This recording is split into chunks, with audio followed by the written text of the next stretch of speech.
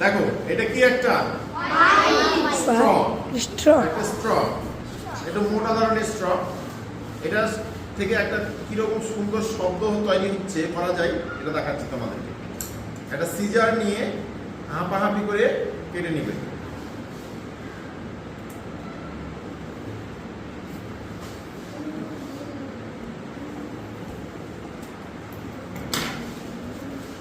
কেটে নিয়েছি এরকম ভাবে, ঠিক আছে? এবার দেখো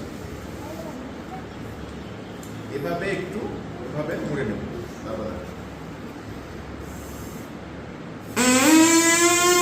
দেখো